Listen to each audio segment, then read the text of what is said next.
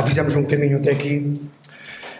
A leitura de hoje, a meditação de hoje tem a ver com o ambiente que se vivia na casa de Deus, na casa do Senhor, quando Samuel foi deixado pela mãe no templo. Ou melhor, o templo não era o templo, era a casa do Senhor, porque o templo não tinha ainda sido construído. Portanto, era um ambiente que nós vamos passar a ler. Capítulo 2, versículo 12. Primeiro livro de Samuel, capítulo 2 e versículo 12.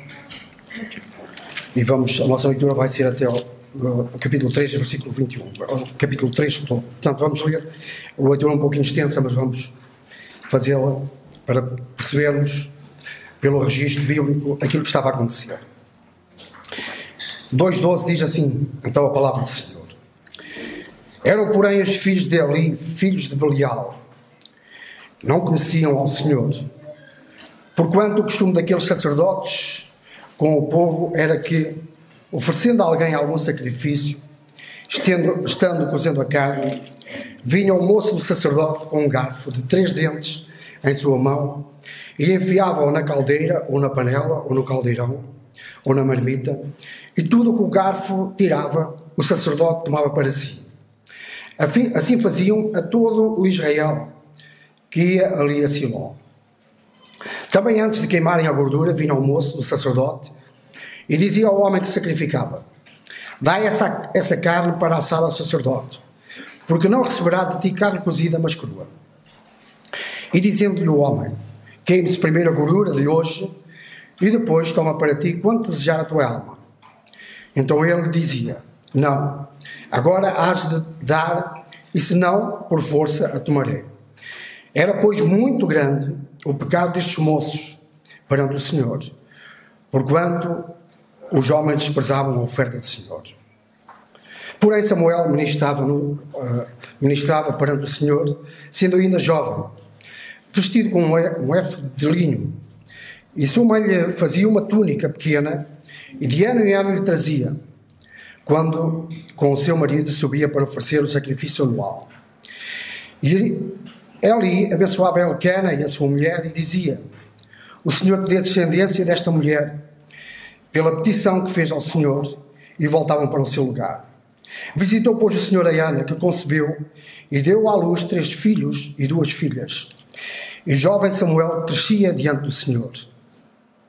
Era, porém, Eli já muito velho, e ouvia tudo quanto os seus filhos faziam a todo Israel, e de como se deitavam com as mulheres que em bandos se ajuntavam à porta da tenda da congregação.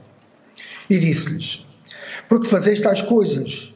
Pois ouço de todo este povo, os vossos malefícios. Não, filhos meus, porque não é boa esta fama que ouço. Fazeis transgredir o povo do Senhor, e pecando o homem contra o homem, os juízes o julgarão. Pecando, porém, o homem contra o Senhor, quem rogará por ele? Mas não ouviram a voz de seu pai, porque o Senhor os queria matar. E o jovem Samuel ia crescendo e fazia-se agradável, assim para com o Senhor, como também para com os homens. E veio um homem de Deus a Eli e disse-lhe: assim diz o Senhor, não me manifestei na verdade à casa de teu pai, estando eles ainda no Egito, na casa de Faraó, e eu o escolhi dentre todas as tribos de Israel para o sacerdote, para oferecer sobre o meu altar, para acender o incenso e para trazer o éfode perante mim. E dei à casa de teu pai todas as ofertas queimadas dos filhos de Israel. Porque pisaste o meu sacrifício e a minha oferta de alimentos que ordenei na minha morada, e honras a teus filhos mais do que a mim, para vos engordardes do principal de todas as ofertas do meu povo de Israel. Portanto, diz o Senhor, Deus de Israel, na verdade tinha falado eu que a tua casa e a casa do teu pai andariam diante de mim perpetuamente. Porém, agora diz o Senhor, longe de mim tal coisa, porque aos que me honram, honrarei, porém os que me desprezam serão desprezados.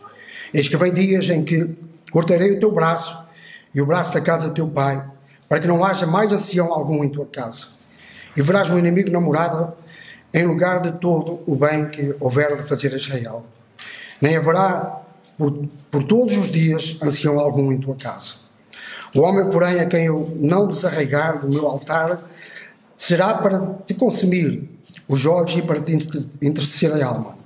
E toda a multidão da tua casa morrerá quando chegar à idade varonil. E isto será por sinal, a saber, o que acontecerá a teus 2 filhos, a Efroni e Finéias. Ambos morrerão no mesmo dia. E eu suscitarei para mim um sacerdote fiel, que procederá segundo o meu coração e a minha alma. E eu lhe edificarei uma casa firme, e andará sempre diante do meu ungido. E será que todo aquele que restar da tua casa virá inclinar-se diante dele por uma moeda de prata e por um bocado de pão, e dirá: rogo-te que me admitas a algum ministério sacerdotal para que possa comer um pedaço de pão. E o jovem Samuel servia ao Senhor perante Eli, e a palavra do Senhor era de muita valia naqueles dias. Não havia visão manifesta. E sucedeu naquele dia que, estando Eli deitado no seu lugar, e os seus olhos começavam a escurecer, pois não podia ver, e estando também Samuel já deitado, antes que a lâmpada de Deus se apagasse no templo do Senhor, onde estava a arca de Deus, o Senhor chamou a Samuel e disse ele: eis-me aqui. E correu a Eli e disse: eis-me aqui, porque tu me chamaste. Mas ele disse: eu não te chamei eu, torna a deitar-te. E foi e se deitou. E o Senhor tornou a chamar outra vez a Samuel. E Samuel se levantou e foi ali e disse: eis-me aqui, porque tu me chamaste. Mas ele disse: não te chamei eu, filho meu, torna a deitar-te. Porém Samuel ainda não conhecia ao Senhor, e ainda não lhe tinha sido manifestada a palavra do Senhor. O Senhor, pois, tornou a chamar a Samuel 3ª vez. E ele se levantou e foi ali e disse: eis-me aqui, porque tu me chamaste. Então entendeu Eli que o Senhor chamava o jovem. Por isso Eli disse a Samuel: vai deitar-te, e há de ser que se te chamar, dirás: fala, Senhor, porque o teu servo ouve. Então Samuel foi e se deitou no seu lugar. Então veio o Senhor e pôs-se ali e chamou, como das outras vezes: Samuel, Samuel. E disse Samuel: fala, Senhor, porque o teu servo ouve. E disse o Senhor a Samuel: eis que vou fazer uma coisa em Israel, a qual todo o que ouvir lhe tirarão ambos os ouvidos. Naquele mesmo dia suscitarei contra Eli tudo quanto tenho falado contra a sua casa, começarei e acabarei. Porque eu já lhe fiz saber que julgarei a sua casa para sempre, pela iniquidade que ele bem conhecia, porque fazendo-se os seus filhos execráveis, não os repreendeu. Portanto, jurei à casa de Eli que nunca jamais será espiada a sua iniquidade, nem o seu sacrifício, nem com oferta de alimentos. E Samuel ficou deitado até pela manhã, e então abriu as portas da casa do Senhor. Porém temia Samuel relatar esta visão a ele. Então chamou Eli a Samuel e disse: Samuel, meu filho. E ele disse: eis-me aqui. E ele disse: qual é a palavra que te falou? Peço-te que não me encubras, assim Deus te faça e outro tanto, se me encobrires alguma palavra de todas as que te falou. Então Samuel lhe contou todas aquelas palavras, e nada lhe encobriu, e disse ele é o Senhor, faça o que bem parecer aos seus olhos. E crescia Samuel, o Senhor era com ele, e nenhuma de todas as suas palavras deixou cair em terra. E todo Israel, desde Dan até Bérseba, conheceu que Samuel estava confirmado por profeta do Senhor. E continuou o Senhor a aparecer em Siló, porquanto o Senhor se manifestava a Samuel em Siló pela palavra do Senhor. Que o Senhor abençoe a sua palavra aos nossos corações. O texto de hoje é um texto um pouco difícil. Vai falar com muitas das nossas sensibilidades, vai falar numa área que a maior parte de nós falhamos. Não é fácil falar sobre este assunto. Tudo começou uns anos antes. Samuel era um menino, tinha sido deixado no templo. Este ambiente era um ambiente, ou melhor, na casa do Senhor. Este era um ambiente da casa do Senhor, um ambiente mau. Mas tudo começou, como nós já vimos, com a oração de uma mulher afligida, uma mulher que foi humilhada, que era humilhada consecutivamente, uma mulher angustiada. E na angústia clamou ao Senhor, e o Senhor ouviu a sua oração. Como o salmista também nos Salmos fala, como testemunho pessoal: na minha angústia clamei ao Senhor, e o Senhor ouviu a minha oração. Nós temos, a primeira coisa que eu queria que nós, antes de irmos ao texto, que nós pudéssemos gravar na nossa mente e no nosso coração, é que nós temos um Deus que ouve as nossas orações. A certa altura, Deus fala com o seu povo e diz que eles façam um termo de comparação. Se à sua volta, perante tudo aquilo que acontecia nas nações à sua volta, se havia algum Deus igual a ele, com quem me comparareis? Diz Deus ao seu povo. Com quem me comparareis? Eu sou o Deus que ouço e que falo com vocês e respondo às nossas orações. E nós vemos isso desde o início. Deus é um Deus que ouve as orações. Ouviu a oração desta mulher, mas se nós formos fazer uma retrospectiva para comprovar que o nosso Deus é, na verdade, um Deus que ouve as nossas orações, para também podermos alimentar e firmar a nossa fé neste Deus que cuida de nós, que nos ouve e que nos responde. Ele ouviu a oração de intercessão de Abraão, que fez pelo seu sobrinho Ló. Ele ouviu a oração de Moisés quando Deus queria eliminar o seu povo por causa do seu pecado. Na verdade, Deus ouviu a oração desta mulher angustiada e humilhada e socorreu na sua aflição. Mas Deus ouviu a oração de um rei, Davi. Mas também ouviu a oração de um mendigo. Isto quer dizer que não há condicionantes. Se nós nos aproximarmos de Deus, Ele ouve as nossas orações. Nós temos um Deus real que ouve as nossas orações. Ouviu a oração de um rei. Muitas vezes, muitos dos salmos são autênticas orações, mas também ouvi uma oração de um mendigo e de um pecador que chegou à porta do templo e nem se atreveu a olhar para cima, baixou a cabeça, olhou para o chão, bateu no peito e disse: tem misericórdia de mim, ó Deus, que sou pecador. Nosso Deus é um Deus que nos ouve, que ouve as orações. Ouviu a oração de um homem que estava a ser executado. Uma resposta imediata, em que esse homem diz: lembra-te de mim quando entrares no teu reino. E o Deus, homem, Jesus Cristo, disse: hoje mesmo, ele tinha poder para dizer estas palavras: hoje mesmo tu vais estar comigo no paraíso. Deus ouve as nossas orações. Ele ouve, diz a palavra, que todos os que invocam o nome do Senhor serão ouvidos. Deus ouve as nossas orações. Então ouviu a oração desta mulher.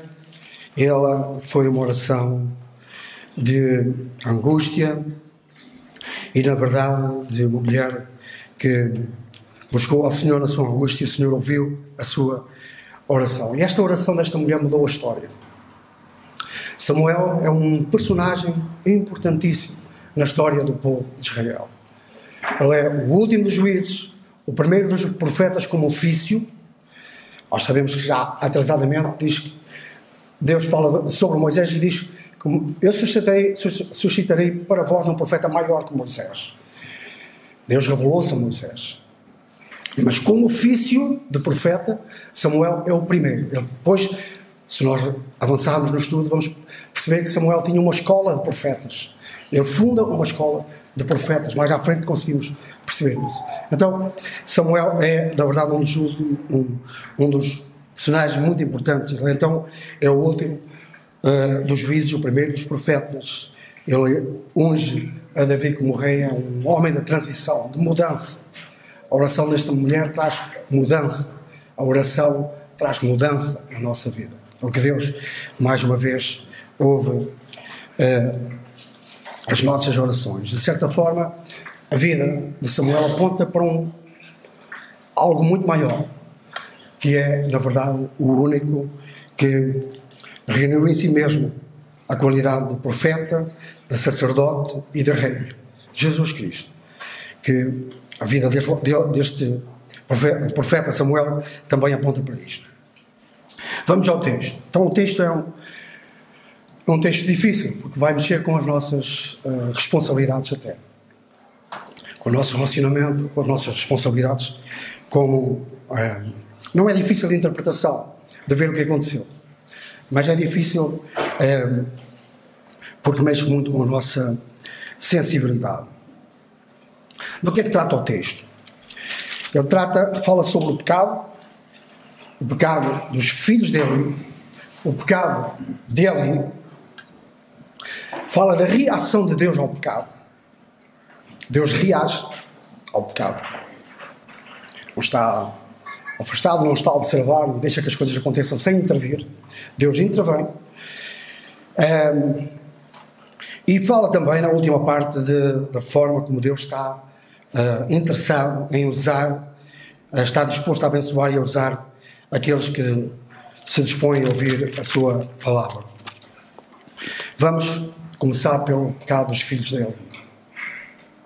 No versículo 12,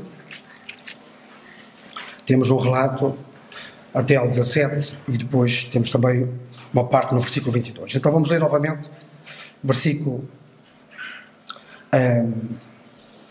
a partir do versículo 12. Eram, porém, os filhos de Eli, filhos de Belial. Nota que esta palavra é a palavra que Eli diz a Ana quando ela está a orar. Ele tomou-a por filha de Belial. É a mesma palavra que está aqui. Agora, ela é aplicada, e com razão, aos filhos de Eli. Eram filhos de Belial. O que é que eles faziam? Porquanto o costume daqueles sacerdotes com o povo que era oferecendo a alguém algum sacrifício, portanto havia todo o ritual do templo, e eles intervinham nesse ritual, criando eles próprios a forma de... Era uma forma de aproveitamento ilícito de alguma coisa que pertencia a Deus. Deus tinha estabelecido a forma como queria que as coisas funcionassem, havia regras e havia uma porção que era dos sacerdotes, daqueles que serviam o templo. O problema é que eles apropriavam-se daquilo que era de Deus, ameaçando até, como nós vimos, ou podemos ler, ameaçando as próprias pessoas que se aproximavam para oferecer o sacrifício. Então,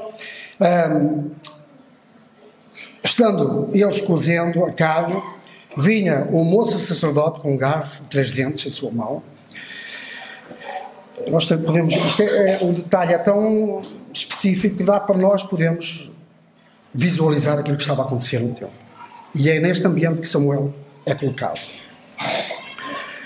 Então o moço sacerdote com um garfo de 3 dentes em sua mão enfiava na caldeira, ou na panela, ou no caldeirão, ou na marmita, e tudo quanto o garfo tirava, o sacerdote tomava para si. Assim faziam a todo o Israel que ia ali a Siló.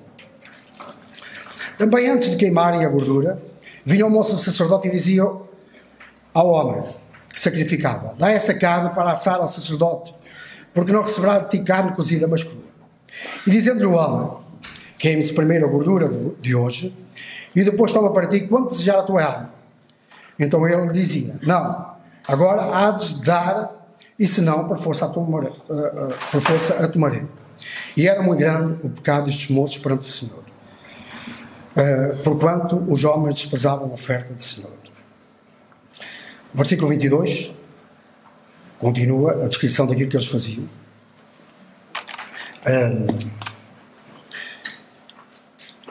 Era, porém, Eli já muito velho, e ouvia quando os seus filhos faziam a todo Israel, e de como se deitavam com as mulheres que em bandos se ajuntavam à porta da tenda da congregação.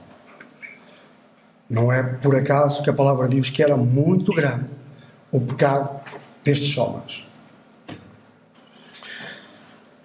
A pergunta é: porque é que estes homens faziam o que faziam? Qual era a razão, qual era a motivação que levava estes homens a agirem desta forma? A resposta é muito simples. Falta de consciência de que o que eles pensavam, que os seus atos não tinham consequências. Há milhares, milhões de pessoas que pensam da mesma maneira. Que o que nós fazemos não tem consequências. Por isso é que nós vemos as coisas da forma como estão.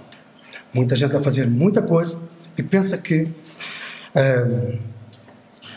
falta de temor. Nós já vamos ver qual é o pecado dele. Mas eu já abro um pouquinho aquilo que falhou aqui. E nós temos a responsabilidade de educar os nossos filhos. Talvez seja, de tudo o que nós fazemos, de tudo o que nós enfrentamos na vida, a coisa mais difícil de fazer. A educação dos filhos. A família é um grande projeto de Deus e a educação dos filhos é talvez uma das coisas mais difíceis que nós temos que fazer. Nós vamos vencendo barreiras ou ultrapassando obstáculos, mas há coisas que realmente são difíceis de fazer. Que Deus nos pede e nos orienta e nos ensina como fazer. Nós devemos ensinar aos nossos filhos muitas coisas, desde crianças. Mas a coisa fundamental que nós devemos ensinar aos nossos filhos é temerem ao Senhor. Os nossos filhos, nós temos aqui irmãos mais velhos. Eu nasci numa família que os meus pais já eram crentes. E o temor do Senhor, ele está... Ele deve ser exercitado, deve ser praticado de muitas maneiras. E agora eu digo uma frase que se costuma dizer: eu ainda sou do tempo. É importante dizer esta frase. Em que antes de vir para o culto, a minha mãe dava-me eu era exortado em casa para aquilo que eu vinha fazer. É muito importante. Nós não percamos de vista. Nós devemos ensinar aos nossos filhos boas maneiras, serem educados. Mas se falharmos nisto, se falharmos em ensiná-lo a temerem ao Senhor, nós falhamos em tudo. O que os nossos filhos precisam de aprender é temer ao Senhor. É a coisa mais importante que nós... Porque todo o resto o Senhor vai trabalhando no seu coração. Eles precisam de aprender a temer ao Senhor. E nós éramos ensinados a respeitarmos o Senhor, a respeitarmos a casa do Senhor, a respeitarmos os mais velhos. Tudo isso é temor ao Senhor. Tudo isso é temor ao Senhor. Temor à palavra do Senhor, aos ensinos que o Senhor dá. Isso é fundamental. Se nós não conseguirmos fazer isso, nós falhamos naquilo que é a nossa obrigação, ensinar os nossos filhos a temerem ao Senhor. Então eles agiam porque da forma que não agiam, porque não temiam ao Senhor e pensavam que aquilo que faziam não tinha consequências, mas teve. Falamos do pecado de Eli, mas também com muita sensibilidade nossa. Irmãos, neste aspecto todos nós falhamos e queremos nos colocar nesta hora debaixo do temor do Senhor. Nós não fazemos tudo bem, não fazemos tudo como Deus manda, achamos que ou descuidamos, ou tornamos-nos permissivos, a vida vai-nos moldando também. A palavra de Deus molda-nos, nós aceitamos ser moldados pela palavra de Deus, ou então o mundo e o seu sistema vai-nos moldar. Como nós vimos na escola dominical, transformai-vos pela renovação do vosso entendimento. Tornai a forma de Deus, da Bíblia.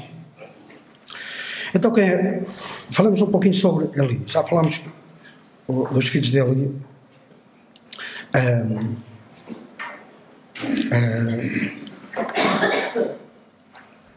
Eli era um bom homem. Às vezes nós pensamos ali mas ali era um bom homem. A certa altura nós pensamos onde é que este homem falhou. Onde é que este homem falhou para as consequências serem tão trágicas? Quando Deus fala que eu vou tirar a tua... Estava a falar da linhagem de Abraão. E Deus refaz o seu plano por causa do comportamento deste homem. Deus refaz o plano. Ele não tira a linhagem de Arão como sacerdote, mas ele refaz o seu plano. A linhagem, ela seguia um caminho e Deus, por causa do pecado deste rapaz e daquilo que ele fez ou não fez, ele refaz a trajetória do plano de Deus, do plano de sucessão da casa de Arão como sacerdote. Eli, na verdade, podemos considerar um bom homem. E a certa altura nós até pensamos que o castigo é demasiado severo. Por causa... E já vamos ver isso. Ele teve um deslize, logo no início do livro, de considerar que Ana estava embriagada. Por isso ele diz que és filha de Belial. Ele teve esse deslize de não avaliar corretamente aquilo que estava a acontecer com Ana, uma mulher que estava a sofrer, que estava a orar ao Senhor, e ele olhou para aquilo e ajuizou mal. Não vamos aqui considerar que há muitas coisas também que nós fazemos juízo e que não estão corretas, porque nós não conhecemos tudo. Não é o nosso propósito fazer isso. Mas ele corrige esse deslize. Ele rapidamente corrige esse deslize.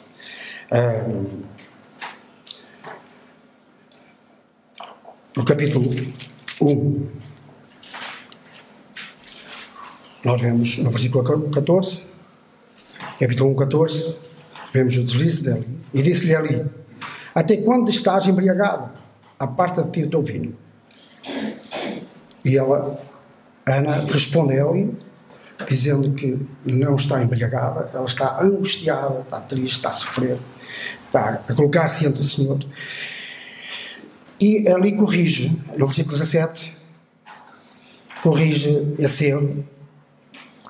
Então respondeu ali: vai em paz, e o Deus de Israel te conceda a petição que fizeste. Então, há aqui uma correção, por isso dizemos que ali era, na verdade, um bom homem. Que servia ao Senhor na casa do Senhor.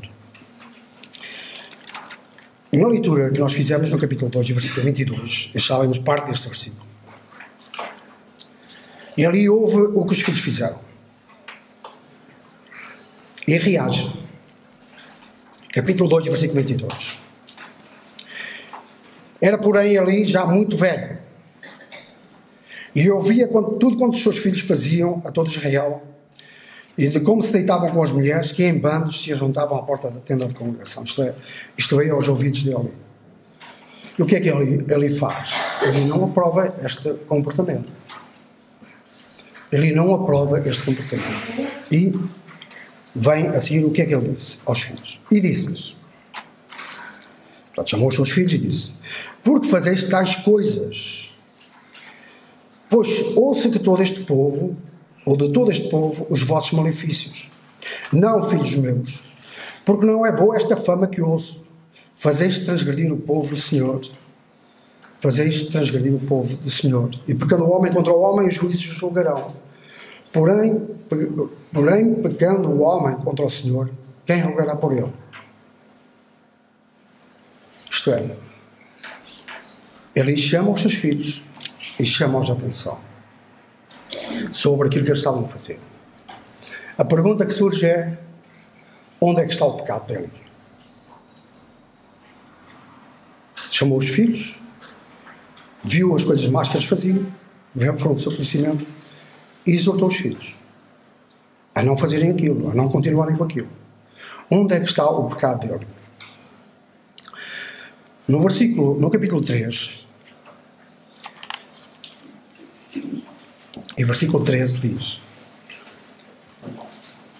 Deus fala com Samuel em visão, já tinha avisado ele daquilo que iria acontecer, e diz o seguinte: diz isto a Samuel: porque eu já fiz saber que julgarei a sua casa para sempre. Estava-se a referir a ele. Pela iniquidade que ele bem conhecia, porque se fazendo os seus filhos execráveis, não os repreendeu. Então, repreendeu ou não repreendeu? Meus irmãos, eu quero falar-vos de uma coisa que é o timing, o tempo que nós temos. Onde é que ele falhou? No timing, no tempo. Para poder exercer a disciplina sobre os seus filhos. Isto é importantíssimo. O povo diz, de pequenino é que trouxe o pepino. O que é que isto quer dizer? Se queres moldar o teu filho no temor do Senhor, tens um tempo para fazer. Eli estava fora do tempo. Ele perdeu o controle. Ele não conseguia mais. Ele exortou os seus filhos. Mas diz a palavra que termina, eles não o ouviram. Há um tempo em que os teus filhos te vão ouvir, que os nossos filhos nos ouvem. E há um tempo em que eles seguem o caminho deles. Isto é importantíssimo. Eles são pequeninos. Quando os pequeninos fazem uma asneira, têm um comportamento que não está de acordo com aquilo que nos é ensinado na palavra de Deus. E nós não agimos. Nós não fazemos nada. Eu vou-vos dizer, eu falo porque sei. Quando eles vão crescendo, e quando as coisas voltarem a aparecer, vem multiplicadas. Aquele problema vem multiplicado uma série de vezes. Nós já não conseguimos mais lidar com aquilo. Não conseguimos mais dar resposta àquilo. Não conseguimos mais controlar aquilo. Estão por conta deles. E aí só temos uma coisa a fazer. Temos que ter esta palavra de esperança. Orar para que a misericórdia do Senhor seja o Senhor a fazer. Eu tenho experiências pessoais que podia aqui contar. Às vezes consigo, a tal hoje está meio mal disposta. Nós temos experiência na criação dos nossos filhos, uma coisa que a gente falou algumas vezes. Deus fez mais numa semana do que nós numa vida. Há esperança ainda.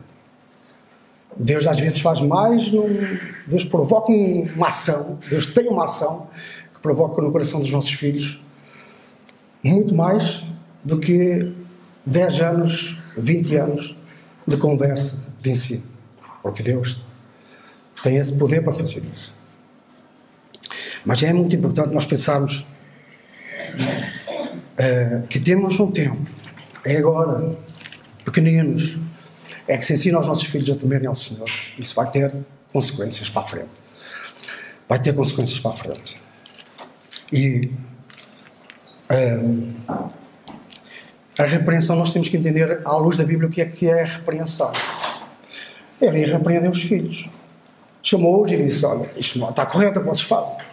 De certa forma nós pensamos que isso, ele acabou por fazer isso, repreendeu-os. Agora nós temos que entender o que é que significa essa palavra em ação. O que é que significa repreender. E a Bíblia é muito clara com isso. A repreensão, a disciplina, ela exige castigo. Castigo, consequências. Lá na empresa, às vezes, as coisas, pronto, é como em todo lado. E eu, às vezes, com os meus superiores, eu digo assim, a única coisa que muda as pessoas são consequências. Nós vamos na estrada. Temos uma infração de trânsito. E o polícia é muito simpático com a gente. E nós gostamos muito desse polícia. Você vinha com excesso de velocidade. Não pode andar assim. Está a pôr em risco a sua vida e a das outras pessoas. Muito simpático e perdoa-nos a multa. No dia a seguir, ou passado um dia ou dois, nós passamos lá e vamos à mesma velocidade. Mas se a polícia, na primeira vez, nos der 250 euros de multa, nós dizemos assim, nunca ninguém me explicou isso tão bem. Nunca ninguém me explicou isto tão bem. Eu sei que é para mudar. Isso é a mesma coisa com os nossos filhos. Lá está. Eu sou do tempo que o franzido da testa do meu pai significava alguma coisa. Percebe? Agora não. Os miúdos pulam e saltam. E o pai é o maior amigo deles. Não faz nada. Só quer que depois dá este resultado.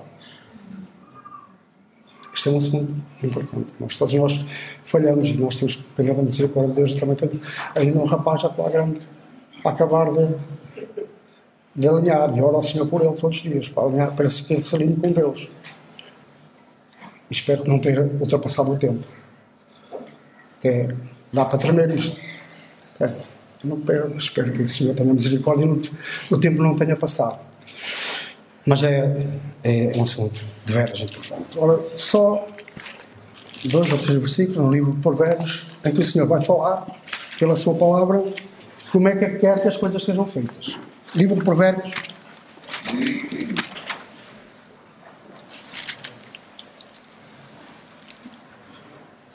Capítulo 19 de Provérbios.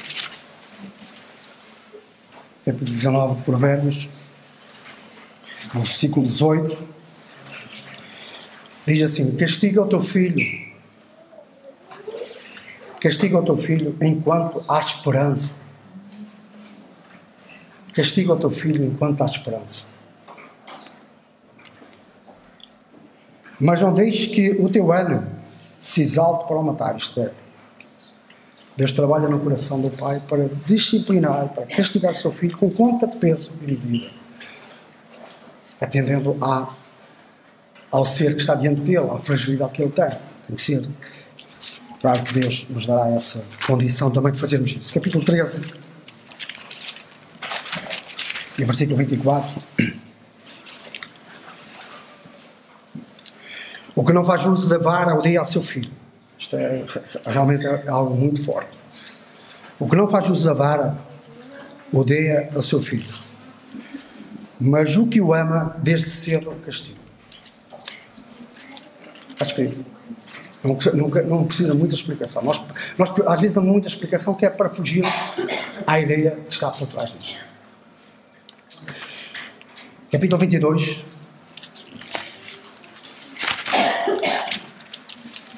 E podem, versículo 15,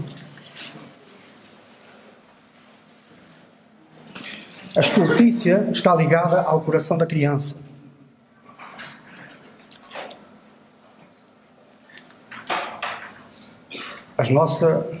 No nosso relacionamento com Deus,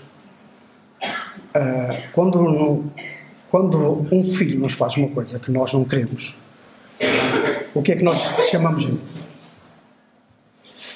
Rebeldia. Se não é obediente, é a mesma coisa que acontece entre nós e Deus. Se nós pedimos uma coisa ao nosso filho e ele não faz, é rebeldia. Quando Deus nos pede uma coisa e nós não fazemos, é rebeldia. E rebeldia é o sentimento mais perverso do coração do homem.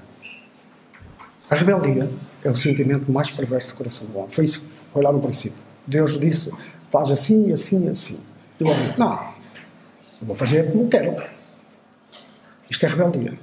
E a rebeldia é o sentimento mais perverso do coração do homem. É o ninho de onde sai tudo. É o ninho de onde as coisas acontecem. Então, a estultícia está ligada ao coração da criança. A estultícia está ligada ao coração da criança. Mas a vara da correção a afugentará dela. Expulsa.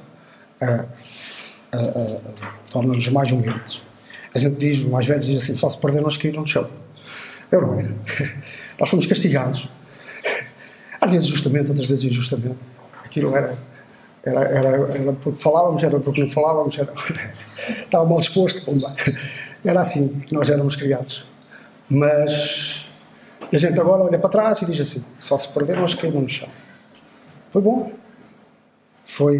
Produziu...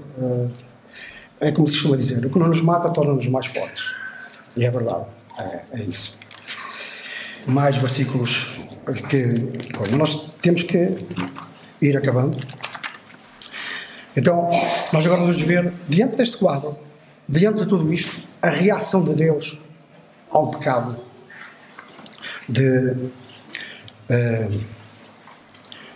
a reação de Deus ao pecado dos filhos de Eli e do próprio Eli.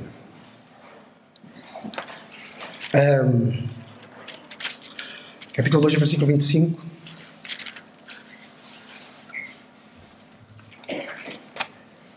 O Senhor viu estas coisas todas, e a última parte do versículo diz, ou lendo o versículo todo, porque o homem contra o homem, os juízes julgarão, o homem contra o Senhor, quem rogará por ele? Mas eles não ouviram a voz de seu pai, porque o Senhor os queria matar. Deus decidiu matá-los. Há muita coisa, quando nós lemos o Antigo Testamento, muita coisa que nós vamos lendo. Tinha um amigo que trabalhou comigo muitos anos e falávamos das coisas de Deus, e ele dizia, o Antigo Testamento é um livro sanguinário, muita morte. Na verdade, Deus queria estripar, arrancar. É como uma pessoa tem um cancro que precisa ser operada, tem que chegar lá e tirar aquilo fora, senão a pessoa vai morrer. E o mal no meio do povo, Deus fazia isso. Deus ia, agia, arrancava o mal do meio do povo. E há até a orientação de Deus para que os filhos desobedientes fossem levados perante as portas, serem julgados. Já adultos, o pai já não tinha essa influência, fossem levados perante as portas da cidade, serem julgados pelos juízes e serem apedrejados até à morte. Deus queria estripar o mal, queria arrancar o mal. Deus é um Deus santo. O seu povo deve ser santo. A sua igreja deve ser santa. E no princípio da igreja nós vemos Deus agir. Ele chega lá, vê um casal que preferiu uma mentira, e Deus chega e intervém diretamente e mata aquelas pessoas. Então o Senhor o queria matar. Esta é a reação de Deus para com o pecado. A Bíblia diz que o pecado gera a morte. O salário do pecado é a morte. Deus lida com o pecado com a morte. Sempre. Foi por causa do nosso pecado que Deus matou o seu filho, sacrificou o seu próprio filho. É a única forma de nós fugirmos ao pecado, o homem fugir ao pecado, é crer em Jesus Cristo, que foi entregue à morte por ele. Não há outro meio. Qualquer ser humano está condenado. No seu pecado vai ser julgado e condenado. Ficar afastado de Deus para todo sempre. Deus sempre lida com o pecado, com a sentença é a morte. E assim aconteceu para julgar o pecado de uma forma universal, levando e sacrificando o seu próprio filho. Então, a única forma de escapar à morte é aceitar Jesus. Olhar para esse sacrifício na cruz. Foi Deus que fez, sacrificou o seu próprio filho para nos poder salvar. Não há outra forma de escapar à morte. Ele é o único que venceu a morte. Só pode ser a pessoa mais forte do mundo. Nós tivemos uma situação na família, um homem com 75 anos, um atleta, fazia 100 e tal quilómetros de bicicleta, punha no Facebook o mapa parecia que nada o vergava. Há muita gente assim no mundo. Esses líderes que estão aí a provocar a guerra, pessoas que pensam que nada os vai vergar. Mas perante a morte todo homem cai. Não há ninguém que fique em pé diante da morte. O único que ficou de pé diante da morte foi aquele que morreu, mas voltou à vida. Ressuscitou. E é nesse que a pessoa tem que crer para ser salvo. E a última parte da nossa leitura. É Deus que está disposto a abençoar e a usar aqueles que ouvem a sua voz e lhe obedecem. Não basta ouvir a voz de Deus, é preciso obedecer. Não basta vir aqui à igreja, ouvir a palavra de Deus e ir para casa. Não basta ouvir a voz de Deus. Nem vale-se falar coisas de Deus. Uma palavra das mais duras da Bíblia é: nem todo o que me diz Senhor, Senhor entrará no reino dos céus, mas somente aquele que faz a vontade do meu Pai que está no céu. Podes saber muitas coisas acerca de Deus, podes ter a tua opinião acerca de Deus, mas isso não vai resolver o teu problema. É preciso obedecer a Deus. A frase-chave que deu origem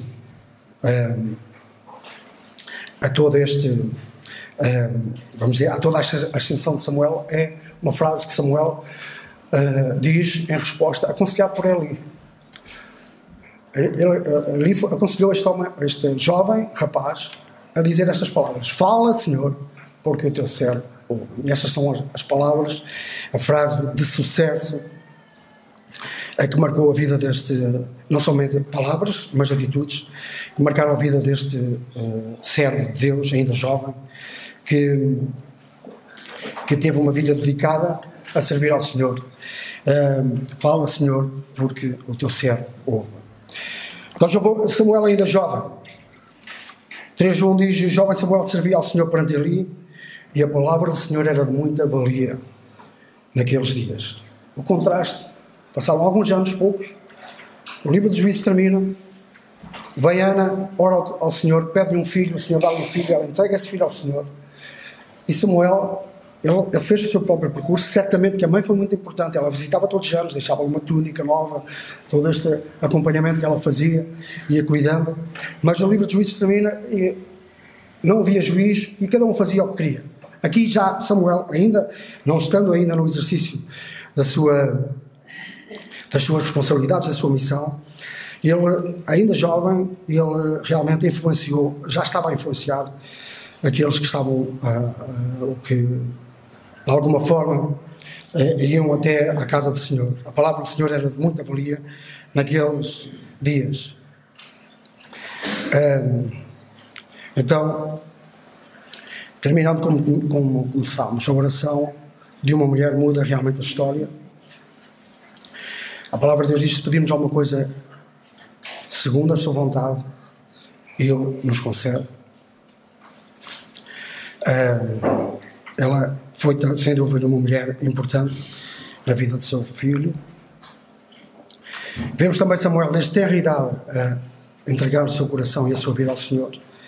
Também para os mais jovens que estão aqui nesta sala, a palavra de Deus diz: lembra-te do teu Criador nos dias da tua mocidade, antes que venham os maus dias e venhas a dizer: não tenho neles contentamento. Lembra-te do teu Criador nos dias da tua mocidade.